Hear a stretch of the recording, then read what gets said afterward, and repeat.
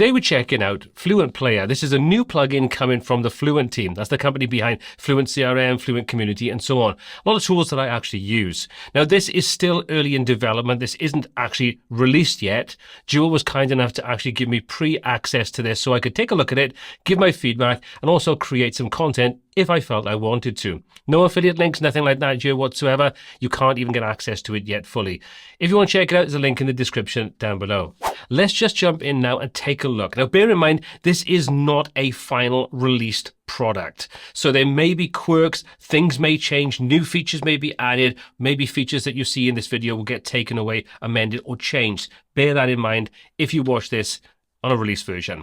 Okay, so I've installed the Fluent Player and Fluent Player Pro. So I've got the Pro version here. And the first thing you'll notice is we get 4 simple options. Jump into settings first to see what's inside here. So this is where we can configure various different aspects of the player. As you can see, there's quite a few different options inside here. We'll come back and take a look at this in a moment. I want to jump on to show you how it kind of works. Then we'll see the options we have here. And a lot of what you do inside here can be overridden on a player-by-player basis. So what you set will become the defaults, but you can change them for each individual player should you want to. Now, if we dig in and take a look at the media section, this is where you'll find all of the files you have access to. Now, the important thing to note here is this is not specifically on your local hosting. This can be from YouTube, it could be from Vimeo, it can be from Bunny CDN, or you can actually upload it locally. And I can imagine more services are going to be added so you can stream these from other locations as this starts to mature and gets released. And it's very easy to add new media. You simply come to the Add Media option. You just basically then choose where you want to get it from. Media library, YouTube, Vimeo, Bunny Stream, or Bunny CDN. And you'll also notice we've got audio. So if you only want to use this, for example, for something like a podcast, something like that, you can do it here as well. You've got a nice audio player. But all you need to do is you choose where you want to grab it from. So for example, YouTube, pop in the URL, add that video. I'll do one here for you to show you. Add the video. That will then pull in all the data for you, and you'll now notice on the right-hand side, lots of different options on how we can actually work with this video. And because we're using this inside Gutenberg, we can easily control this. You want to set it to wide width, for example, or full width, you can do that inside here. And you'll see we get a custom player. Even though we're using this with a video from YouTube, we're not seeing YouTube-based playback options and controls here. This is all being controlled from Fluent Player, so it gives us more control over how we want to brand this, style it, and so on. So let's take a quick look through these options here. And like I say, these do pretty much mirror the options you have in settings to a large extent. So branding, first of all, do you want to use custom branding? So if you have specific colors or your client has specific colors, logos and so on, you can set those up inside here. So for example, let's say I actually want to use a different color. So we'll choose this yellow color. You'll see now that picks up wherever relevant. And obviously you can set up custom colors inside here as well. Do you want to set a control bar color? So let's say, for example, we go in here and we set this to this horrible pink. You'll see now we get this disgusting pink and yellow color. You want to set transparency? You can do that as well. So you can customize this. This is just basically the color side of things. If you want to add a logo, again, you can upload a logo should you want to. So some pretty simple things inside the branding section. Come into general settings, and now we've got a lot more. This is how we can control how the player actually works and so on. So your title overlay, you can see we've got a poster image, so we can use this with the default, in this case for YouTube. However, you can override that if you've got a very specific one you want to use, and you don't want to use the standard one that kind of, YouTube is kind of going to present you with. Adjust your aspect ratio to make sure you've got the correct one on here. 16:9 is fine. Then how do you actually want to play this? On play click, when scrolled into view, after page loads, or immediately. Or any autoplay modes you want to set up inside here. So you may want to autoplay with sound or without sound. You can do that. Generally, I would probably not want to do that and pee my visitors off, but you can do it if you want to. So you can choose how you want this to play back. Do you want to play inline on mobile? Remember your playback position. So if you were using this, for example, as part of a course, it would be great if you got longer videos that when the person comes back and watches the rest of it, they don't have to go back to the beginning or remember where they were. This will actually remember their playback position, and then when they come back in, they can continue playing from there. A nice little thing to have. And what happens at the end of the video? So you can see, show the poster image, or you can loop it. So if you had something which was basically going to be like a kind of hero section with a video you wanted to play and you want to have on loop with no sound, you could use this to do exactly that. So that's pretty powerful. Options we've got inside there. So let's just close this down. Come into your presets. So this is where we've got a bunch of different presets for the player itself, how we want it to look. So we're using the default at the moment, but we can easily choose modern. You can see That changes slightly, come into simple. You can see we get a really stripped back set of options. Your standard is probably going to give you more than usual.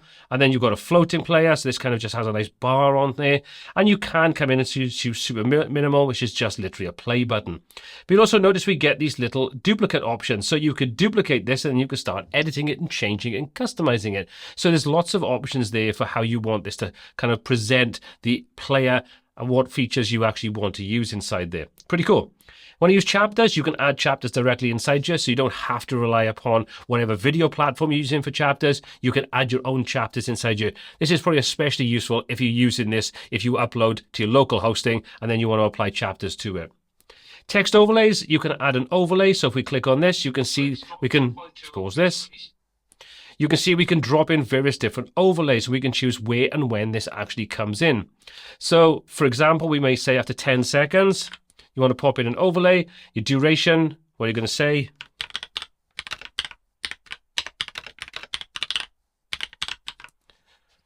Do you want to pop a link in there? Where do you want it to sort of appear? Any brand colors? Choose background color. So we can say, let's go for this yellow. We'll go for a text color. We'll set that to be black so it looks delightful. And you can see there's your overlay. And then this will pop in after 10 seconds. It'll last for 5 seconds and then disappear. This is great if you actually have something that you're talking about on screen and you want people to be able to click and go and take a look at it, like you expect to see those cards when you're using something like YouTube. You can kind of have control over this yourself inside you. So that's pretty nifty. You can add that overlay in. Simple as that. We now have an overlay. And you can add multiple overlays in the same way you can add multiple cards when you're using YouTube. So that's pretty cool. Great from a marketing point of view. Then you've got interactive layer. So let's get rid of this text overlay. Let's just delete that from here. Close that down. And then you've got interactive layer. So we can add an interactive layer. And from here, you can choose things like forms, call to actions, hotspots, ads, and shortcodes. Now for me, ads is one of those areas that I think is super useful. Let me just give you an example. Let's say you are a content creator or you create information on your website and you have different companies you want to work with. You may want to have an ad slot in that video, but you don't want to give access to that for the entire duration of the video as long as it's online. You could use this ad slot and you could sell that and you could say, we'll get someone on board for like 3 months. Then after that, you have a different sponsor, for example, for the video. Well, you could use these ads to drop that in there. Once that's kind of gone past the 3 months, you can go in and change it. So you could sell the same spot over and over again after a certain period of time. So that's pretty cool. So you can add an advertisement in there or an ad. You've got forms, so if you want to have a sign-up form. Now, I don't have Fluent Forms installed here, but if you did, then you can have a little sort of pop-up form. A call to action, so you can set a call to action or email capture, which is pretty cool. So you can see there's my email capture. I can customize this. Again, I could choose where and when it comes on, what email provider I want to use, and then this will pop up. So if you wanted to gate your content and get people to sign up before they continue watching the rest of the video, this is a cool way of doing it. So you could easily configure this how you want, have that pop up, and it's pretty cool how you can do it inside there. So let's get rid of that. Call to action. So if you want to do that, you can see you've got a CTA on there. Again, if you wanted a CTA, call to action, to tell people you've got something to promote or whatever, or you're talking about a blog article, or you're talking about some other video you're doing, whatever, you could set this up and you could link that off to somewhere else. So that, again, is pretty useful. And you can see you've got completion types allowed to skip. So if you wanted to allow people to just get rid of this, or you wanted to lock things so they have to click it before they can continue, you've got those options here. So there's plenty of different things you can do inside here, including shortcodes, hotspots, and so on. So from a marketing point of view, this is super useful. Really good. Multi-language, if you want to have multilingual videos, you could do that here. But the cool thing with this isn't just a case of adding in simple languages. You can actually create different videos with different languages, and once that's detected, it will change to that language and that video. So it's not a case of just using like transcribed videos or different text languages and so on. You can actually have different videos. So if we click on add new, you can see we can choose what language. So let's say we wanted to do Arabic. We could then choose a different video. We say we want this one. So now if that language is detected or changed to that language, they will see a different video. Again, pretty nifty that you can do this. Let's just disable that. Subtitles. So you can add your own subtitles using VTT or SRT subtitle files. So you can add those. You can upload, choose the file from here, and then go from there. I tend to embed those in my video, but again, if you're self-hosting and you want complete control over it, you could use these options to do it. Timestamp links. So if you want to drop in timestamp, you can absolutely do that. And you can see we've got different links and things there. And your advanced is just your basic old advanced options as part of Gutenberg. So you can publish that, and we now have a video available, and we can use this so we can play it back, and all those different options we set inside there will come into play as and when we set them up. Now, if we jump into the playlist section, inside here, you can see I've already created a playlist, but let's go and add a new one. And this allows you then to create your own custom playlist. So let's say, for example, you had a part of your site where you had a sort of series of videos that take you 1, 2, 3, 4, 5 in an order you want. In the same way you can do that inside, YouTube and so on. You can create your own custom ones here. So we give this a title, easy as pie, add our media. So we can choose the media we want. So I'll grab these 3 videos, even though 2 of them are the same. We'll say add to the playlist, and now we have a playlist. So we now have control over how this looks. So we can set wide width, for example. You then also got the options for autoplay, continuous play. But what's more important, you've got layout options, so you can customize how this looks. So at the moment, we've got the standard, which is the basic layout.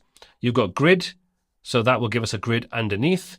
And then we can choose how we want this to look. So we've got standard. You can see we can choose where we want our actual playlist display, top, bottom, left, or right. And then do you want to show thumbnails, the grid style thumbnails, and so on. So you can choose how this all works. Your sidebar width, so you can make that a bit smaller, bit more YouTube-like. Pretty cool, pretty simple. Jumping to grid, you get different options now. So you can see we've got a grid that sits below our main window. I think this is a much nicer way of working, but it's up to you. Do you want to use an inline player, which is what you can see here, or do you want to just use a modal overlay, which now means that we get just the thumbnails, and we can click to preview and watch these. So let's just say, let's save this and preview it. You'll see now when I hover over, I get the play button, I click, and it starts playing in a modal window. Nice. Then obviously you can customize the number of grids that you want, the columns, etc., etc. How many videos per page. So I may say 2, for example, or 3 in this case. How your modal displays, and so on. So plenty of options there to customize this. Again, you come into your appearance, and you can customize various aspects of this as well, including what color schemes you want to use, border radius, etc., etc. So you want to put a border on it, you absolutely can do. Custom typography, you can do that. Choose what typography you want to use. Want to put a box shadow? Not a problem. Put a box shadow on there. You get the idea how this works. It's pretty simple and straightforward, but plenty of options so you can customize your playlists and embed those into whatever you're working on. Now, a video platform like this wouldn't be much use if you couldn't find out how many people were watching videos, what videos they were watching, how long they watched the videos, where they came from, all the kind of cool analytical info. And thankfully, Fluent Player has plenty of info here. This is the analytics section, so you can see the number of plays that we've got, the performance over time. Obviously, this is just a test site, so this could be pretty poor. The location, the audience retention, top viewers, great if you've got people logged in. So if you use this like Fluent Community, you can easily track that data. Then you can see your top videos, and you can dig into those. So let's say we dig into this one. Now we get the performance information about this specific video, not the entire set of videos we've got uploaded. So there's plenty of data you can use here. You can easily come in and set the actual date range that you want to use. So if you are a data-driven individual working with videos and embedding those onto your site, this is definitely going to give you probably more than enough information should you need it. Tie this into something like independent analytics for your overall site, and you should get plenty of data about your videos and all your content. Pretty cool. Okay, so let's finally dig into the settings section. So as you can see, pretty much what I've said in each of the individual players is kind of what you have here. So the default preset, you can change that over to make sure you're not having to do this every single time. Set up the one that you want. Default aspect ratio, again, all of those are inside here, which can be overridden on an instance basis. Auto resume, any custom CSS or JavaScript you want to add in. Set your branding up inside here, customize your player, etc. to make sure that everything is styled the way that you want, so you don't have to do that on an individual player basis. Integrations, and this is one of the cool things that I really like about this, is you can integrate this with Fluent CRM and webhooks and MailChimp. So what you can do is with Fluent CRM, if you have this installed, is you can personalize the things like the call to actions and things like that. So you can use the little shortcodes you have as part of Fluent CRM to pull in all the data you have, their names, email addresses, all that data you have. If that user is logged in, you can access that data and you can use that to personalize any of the info that's used as part of your videos. That is really cool, and one of the things that I really like about this. I love the integration here. Again, if you were using this as part of Fluent Community and you have your people signed up inside there, you can personalize the video playback. Pretty cool. Storage, you can choose where you actually store. So in this example, you can see Bunny CDN, stream and storage. So if you want to stream directly from Bunny CDN, you absolutely can do. Hit the configure. It'll ask you for your API key. It gives you instructions on how to find that information, and then you can just connect it up and start streaming direct from there. This is the one that I would use if I start using this when this is released as part of my community. YouTube, you can see we can choose privacy enhanced mode. Show subscribe button is up to us how we want to configure this. Then your analytics, you can see how long that analytical data is available for and whether you want to auto clean up so you don't end up with huge amounts of data being stored. You can even connect this up to Google Analytics if you want to do that. And then obviously you can export this as a CSV, JSON or ODS file. So you can export your email list. There's lots of things you can do here. Now this is just literally a first look. When this is actually released, I'll start to put it through its paces a little bit more and really kind of get to use it in real use cases. So once it's ready, I'll be using this as part of my overall community, and I'm excited to see how it integrates with that. But as with all of these tools, the benefit is the fact that it does integrate into the Fluent ecosystem. And I'm pretty sure that you have tools like Bitflows and Flowmatic, which will start to integrate into this player as well, and we'll have automation options that connect all these things up together and take it even further than we have than the native integration with the Fluent suite of tools. But that basically is the options in Fluent Player right now.